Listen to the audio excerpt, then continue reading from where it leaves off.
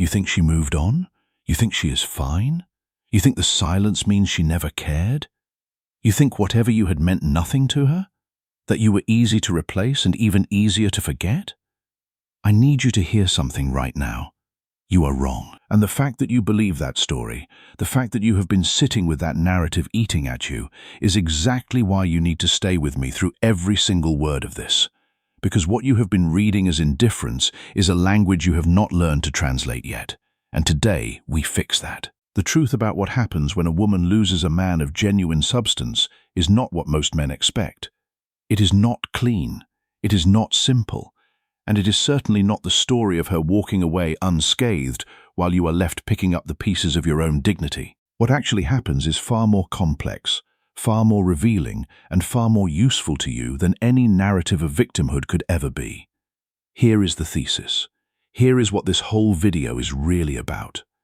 When a woman loses a high-value man, and I mean a man who is genuinely grounded, present, intentional, and secure in his own identity, she does not just walk away clean.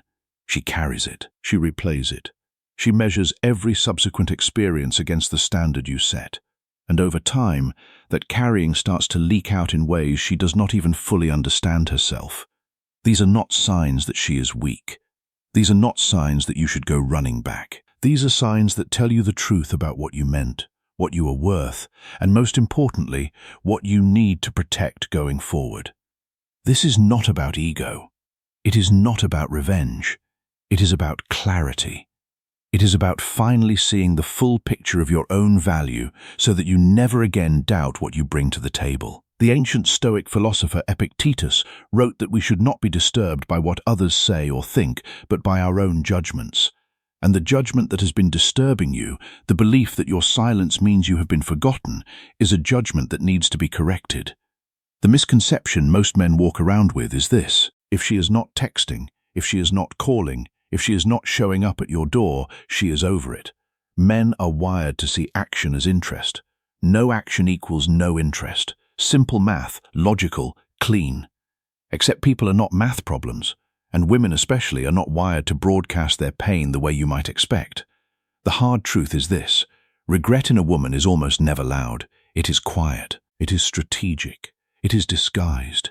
It hides inside mundane social media activity, inside casual text messages sent at irregular hours, inside a mutual friend suddenly bringing her up in conversation unprompted. Women are socialized from birth to manage their vulnerability, to protect their pride, to never let the person they hurt see the damage they caused. Because to show that is to hand over power. So she stays quiet. And you, because you have been waiting for fireworks, miss every single flare. The philosopher Seneca observed that the greatest obstacle to living is expectancy, which hangs upon tomorrow and loses today. You have been expecting her to show her hand, to confess her regret, to come back with a grand apology. But that expectancy has blinded you to the subtle signals that are already there. Why does this happen? Because the moment a relationship ends, especially one where the man had real substance, a woman enters a recalibration phase. She does not call it that. She might call it moving on or healing or focusing on herself. But underneath that language is a constant low-grade comparison process. She is measuring every man she meets, every moment she experiences, every hollow laugh she forces at a party against the standard you set. And most of the time, nothing measures up. Not immediately, not cleanly. And that gap between where she is and where she was starts to feel like something she can only describe as loss. It is not a dramatic, movie-style loss. It is a quiet erosion, a slow realization that the thing she had was rarer than she understood at the time. This is not about you being perfect. It is about you being real. It is about the presence you brought, the steadiness you offered, the way you made her feel seen without needing to perform. Those things are not easily replaced, and she is discovering that now, often in ways she never expected. The philosopher Marcus Aurelius, the Roman emperor who embodied Stoic wisdom, wrote that the soul becomes dyed with the color of its thoughts.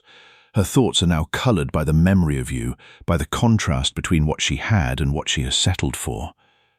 What does it cost her? It costs her the story she told herself about why she left, why it was right, why she was justified.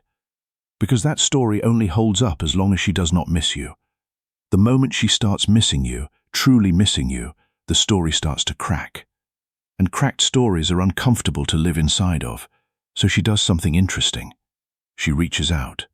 Not directly, not honestly. She reaches out sideways, and that brings us to the signs. The 10 signs that she is not over you, that she carries the memory of what you were, and that your silence is not indifference, but a weapon you have not yet learned to wield. Sign number 1. She starts watching your stories.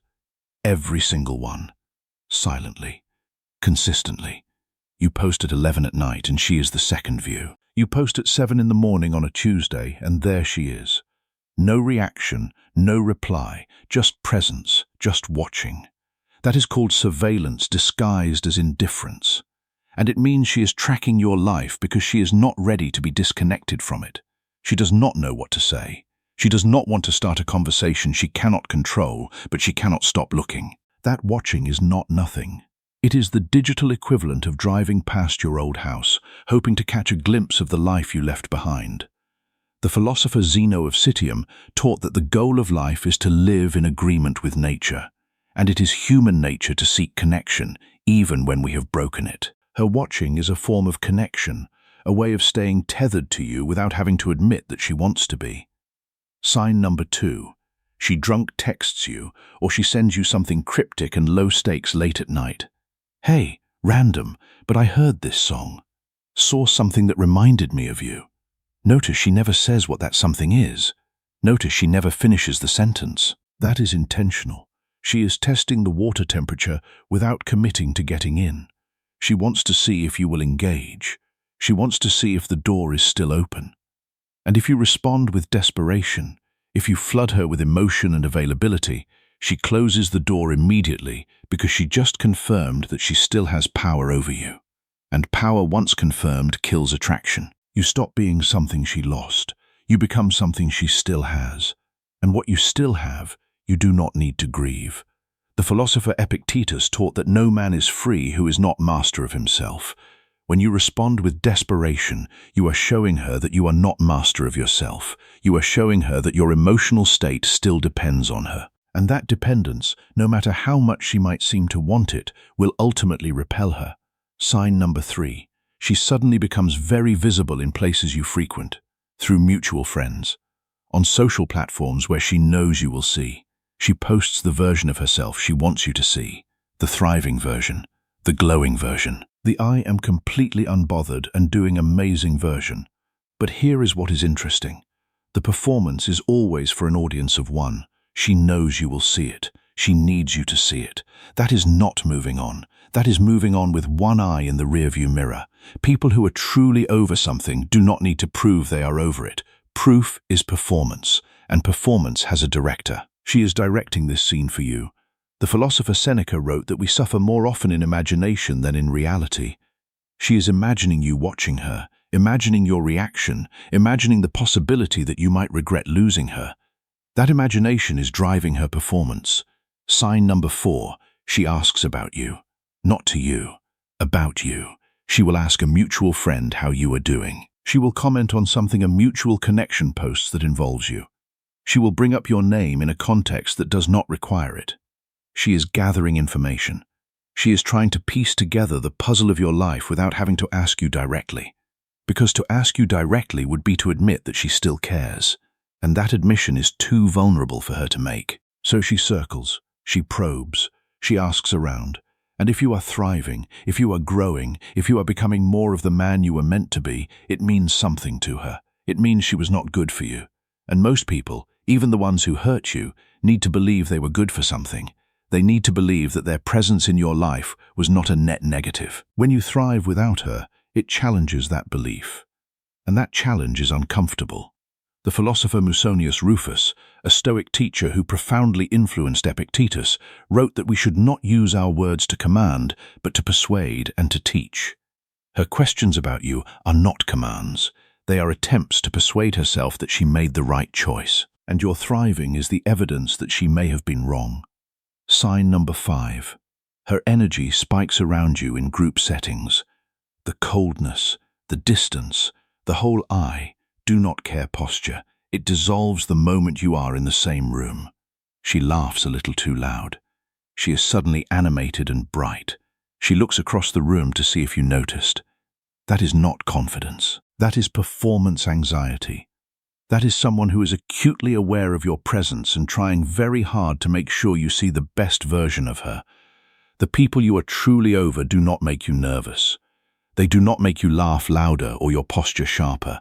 She is nervous around you because you still register as significant. The philosopher Cleanthes, who succeeded Zeno as the head of the Stoic school, wrote that the fates guide the willing but drag the unwilling.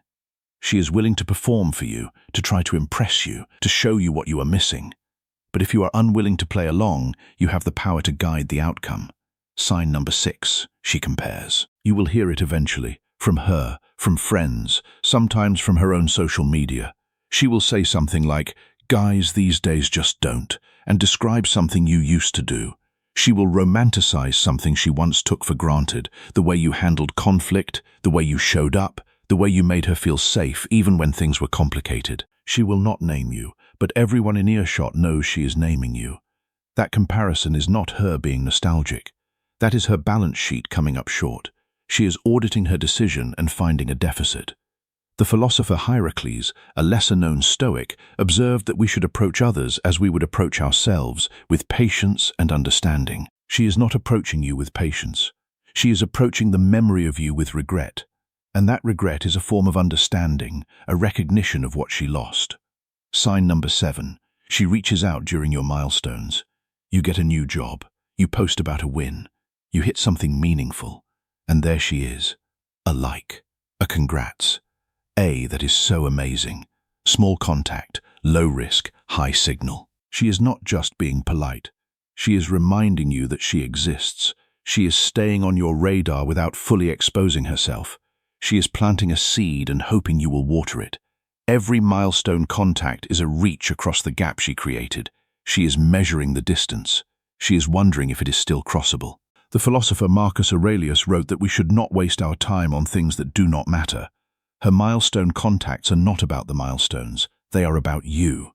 And they matter because they show that she is still thinking about you. Sign number 8. She tries to make you jealous. She dates publicly. She tags places. She posts pictures of another man in ways that are just a little too deliberate. And here is where you need to be ruthlessly honest with yourself. If she were truly happy, she would not need to broadcast it. Happiness does not announce itself.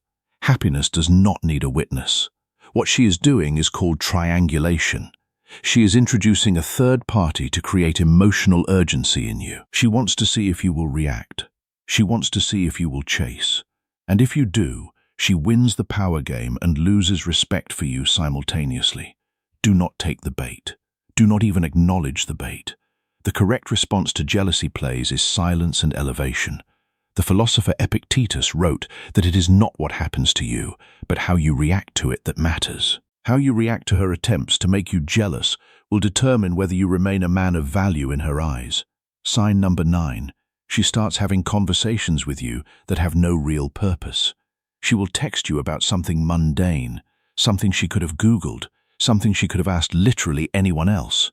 Hey, do you remember the name of that restaurant? She does not need the restaurant name. She needs an excuse to hear your voice in her head, to see your name on her screen, to open a line of communication that feels low enough stakes that she can deny intent if it goes wrong. These conversations are doorways. She is hoping you will walk through. But notice, she always makes you open the door. She just stands at the threshold. The philosopher Seneca wrote that it is not that we have a short time to live, but that we waste a lot of it. She is wasting time on these mundane conversations because she is not ready to have the real one. But even that wasting is a signal. It tells you she is still invested. Sign number 10. She regresses to vulnerability in a conversation she initiates. At some point, not immediately, but eventually, she will drop the performance. The bravado will crack and she will say something real. She will mention that she thinks about things. She will acknowledge that things went sideways in ways she did not fully understand. She might even say she misses you, carefully, in a way she can walk back if she needs to. That moment of vulnerability is not an invitation to abandon yourself and rush back in. That is a moment that confirms everything we have been talking about. She registers what she lost. She is telling you finally the truth. What you do with that truth is the real test of who you have become. The philosopher Epictetus taught that we should not be ashamed of our mistakes, but rather learn from them. Her vulnerability is a moment of learning for her. It is a moment of truth, and how you handle that truth will define your next chapter. Now, here is where most men get it wrong. They hear these signs and they immediately think, so I should reach out. I should let her know I am still here. I should give her another chance. Stop right there. This is the part of the video that matters most. These signs are not an instruction manual for reconnection. They are a mirror. They are showing you the reflection of your own value. They are the universe handing you evidence of what you are worth so that you stop second-guessing it. The question this video should be prompting in you is not, how do I get her back? It is, why did I spend this long not trusting what I already brought to the table? This is where the reframe lives. The man who gets this right is not a ghost from a movie. He is not a fantasy. He is a version of you that already exists, just waiting to be lived. The philosopher Marcus Aurelius wrote that you have power over your mind, not outside events. Realize this, and you will find strength. The outside events are her signs, her signals, her attempts to reconnect. Your power is over your own mind, your own response, your own decision about what you are worth. The signs are real. They are evidence that your presence mattered, but they are not an invitation to return to a dynamic that diminished you. They are an invitation to finally see yourself clearly. To understand that the silence you have been enduring is not a reflection of your worthlessness, but a reflection of her loss. The woman who lost you is not indifferent. She is haunted. Not in a dramatic, obsessive way, but in a quiet, persistent way that she cannot escape. And that haunting is the truth about your value. The philosopher Zeno of Citium taught that the goal of life is to live in agreement with nature, and it is human nature to value what we have lost. She is living in agreement with that nature, whether she admits it or not. And you, if you are wise, will live in agreement with your own nature, the nature that knows your worth, the nature that does not need her validation to confirm it. So, what do you do with these signs? You do not chase. You do not beg.